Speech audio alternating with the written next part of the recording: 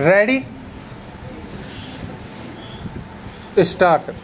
आज़ादी के बाद से ही बढ़ती जनसंख्या भारत की प्रमुख समस्याओं में से एक है। स्टॉप समझा जाता है कि भारत के संसाधनों के मुकाबले जनसंख्या का दबाव इतना अधिक है कि लोगों को न खाने के लिए 2 वक्त की रोटी ठीक से मिलती है और न योग्यता अनुसार करने के लिए काम। स्टॉप इस भीड़ भाड़ वाले देश में कोलाहल एक सत्य है। स्टॉप नारों के साथ समस्याओं का निपटारा किया जाता है। स्टॉप पिछले दिनों घोषणा की गई कि भारत ने आबादी के लिहाज से चीन को पछाड़ दिया है। स्टॉप हम दुनिया की सबसे बड़ी जनसंख्या वाला देश बन गए हैं। स्टॉप पहले कहा जाता था कि दुनिया का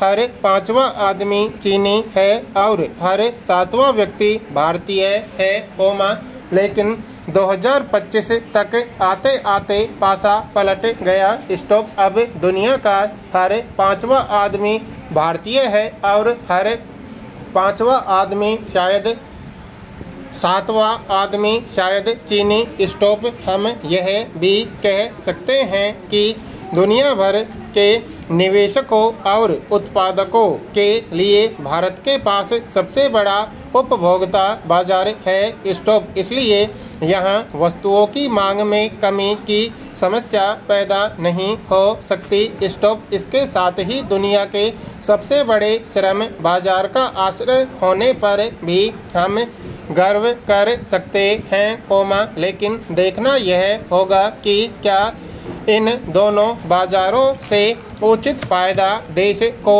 हो रहा है। स्टॉप जहां तक बाजार का संबंध है, बेशक यह बहुत बड़ा है, लेकिन लोगों में क्रय शक्ति बढ़ेगी और पूंजी का समान वितरण होगा, तभी बाजार से एक संतुलित मांग सामने आएगी। Stop para. हमारे देश में बहुतायत आबादी गरीबों की है और चंद अमीर जो पूंजी पर कब्जा जमाए बैठे हैं, उनकी मांग विलासिता की वस्तुओं के लिए है। स्टॉप भारत में जीवन के लिए मूलभूत आवश्यक वस्तुओं का बाजार सिकुड़ता जा रहा है। स्टॉप महंगाई ने उस पर और कुठाराघात कर दिया है। स्टॉप देश के श्रम बाजार में हम अपनी युवा पीढ़ी को उचित कामों में नहीं लगा पा रहे। स्टॉप इसलिए वह दूसरे देशों की ओर पलायन करती है। स्टॉप इसके लिए यह पीढ़ी वैध और अवैध दोनों तरीके अपनाती है। स्टॉप पिछले वर्ष से पश्चिम देशों ने हमारी युवा पीढ़ी के प्रतिबंध लगाने शुरू कर दिए हैं। स्टॉप नतीजा यह है कि हमारी युवा पीढ़ी के सामने भारत लौटने की स्थिति पैदा हो गई है। स्टॉप इसका समाधान यही है कि उन्हें उचित रोजगार दिया जाए। स्टॉप ऐसा नहीं करते, तो स्थिति जटिल हो जाएगी। स्टॉप समस्याएं और भी हैं। स्टॉप अगर हमने इनका हल निकाला जनसंख्या नियंत्रण। स्टॉप हाल में संयुक्त राष्ट्र की जनसांख्यिकी रिपोर्ट आई है। स्टॉप इसमें यह तो माना गया है कि भारत सर्वाधिक आबादी वाला देश बन गया है। स्टॉप 2025 के अंत तक हमारी आबादी 1 अरब 46 करोड़ 45 लाख हो जाएगी। स्टॉप अब हमारे सामने करीब 1.5 अरब लोगों के भोजन पानी की समस्या है। स्टॉप इसलिए सरकार ने महत्वपूर्ण योजना शुरू की है। स्टॉप इनमें कम से कम 80 करोड़ लोगों को मुफ्त अनाज दिया जाता है। उधर किसानों में एक शिकायत है कि उन्हें उनकी फसल और मेहनत का उचित मूल्य नहीं मिलता। स्टॉप उनके लिए स्वामीनाथन समिति की रिपोर्ट लागू नहीं होती। स्टॉप सरकार को चूंकि देश में उत्पादित अन्न का अधिकांश भाग रियायती दरों पर बांटना है, इसलिए फसलों के मूल्यों का निर्धारण करते समय सरकार की भी अपनी सीमाएं हैं। इसके साथ ही जो नई बातें सामने आ रही हैं, वे चौंकाने वाली हैं। एक बात तो हमारे दो के नारे को लेकर परिवार को सीमित करने की है। पढ़ी लिखी पीढ़ी ने यह सीमा अपना ली है। रिपोर्ट के मुताबिक 1970 में भारतीय परिवारों में 4-5 बच्चे होते थे। अब यह दर घटकर प्रति महिला 1.9 रह गई है। अगर हमें आबादी के इसी संतुलन को बनाए रखना है, तो प्रतिस्थापन दर कम से कम 2.1 होनी चाहिए। अब समस्या यह पैदा हो गई कि औसतन भारतीय महिलाएं एक पीढ़ी से दूसरी पीढ़ी तक जनसंख्या का आकार संतुलित रखने के लिए आवश्यक संख्या से कम बच्चे पैदा कर रही है।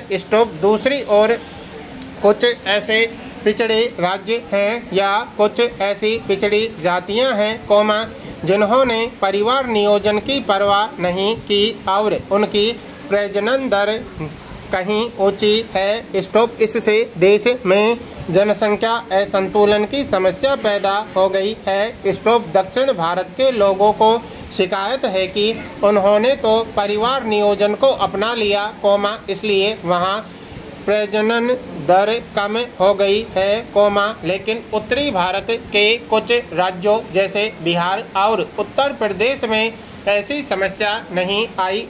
अगर अब जनसंख्या के आधार पर संसद की सीटों का परिसीमन होता है, तो दक्षिण भारत की सीटें कम न हो जाएं, ऐसी आशंका वहां के नेताओं को है। इसलिए वे जनसंख्या में इस असमानता को लेकर आवेशपूर्ण बातें करते हैं। पैरा इसी वास्तविक प्रजनन संकट का ब्यौरा संयुक्त राष्ट्र ने विश्व जनसंख्या स्थिति रिपोर्ट 2025 में दिया है। जहां प्रजनन दर घटी है, उन इलाकों को देखते हैं, तो पाते हैं कि देश की कुछ समस्याएं ऐसी हैं जो वाकई जटिल हैं।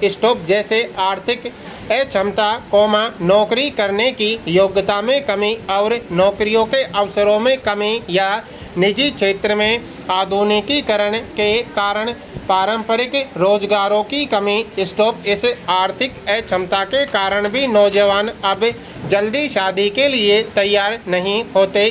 शादी की उम्र अब बढ़ते बढ़ते 30-32 वर्ष हो गई है। कई नौजवान तो अब अपना जीवन स्तर बेहतर बनाए रखने के लिए बच्चे पैदा करने को भी तैयार नहीं। इसलिए इस वर्ग में जहां प्रजनन दर कम हो रही है, वहां पिछड़े और अति निर्धन वर्ग में प्रजनन दर की परवाह नहीं की जा रही। इस असमानता को संतुलित कैसे करना है, यह पहली समस्या है। अब जबकि प्रजनन दर 1.2 से नीचे 1.9 हो गई है, इसलिए कुछ वर्षों के बाद भारत में युवाओं की कमी हो जाएगी। उधर चिकित्सा सुविधाएं बढ़ने के कारण बुजुर्गों की संख्या बढ़ती जाती है, तो यह एक नई स्थिति होगी। पैरा जन्म दर बेशक अब कम हो गई हो, लेकिन आज भी भारत की युवा जनसंख्या अहम है। देश की 68% जनसंख्या आज भी कामकाजी आयु वाली है। इसके लिए पर्याप्त रोजगार के अवसर प्रदान करना आवश्यक है। मगर ऐसे अवसरों का हम तेजी से विकास नहीं देख रहे। आर्थिक विकास दर बढ़ाने के लिए भारत का जोर निजी क्षेत्र में स्वचालित डिजिटल निवेश की ओर है, जिसमें पुराने ढंग का श्रम करने वाले नौजवानों की मांग कम हो रही है। अब या तो उनके लिए शिक्षा के ऊंचे ढांचे में बुनियादी परिवर्तन किया जाए, उन्हें कृत्रिम मेगा, डिजिटल पावर और रोबोटिक्स के अनुरूप बना दिया जाए, लेकिन ऐसा करने में वक्त लगता है। स्टॉप सबसे पहले तो मुफ्त की संस्कृति को बदलना चाहिए। स्टॉप नौजवानों में लघु और कुटीर उद्योगों के प्रोत्साहन या सहकारी आंदोलन के द्वारा रोजगार मिले, ताकि वे देश के स्थापित मूल्यों के प्रति उदासीन न हों। स्टॉप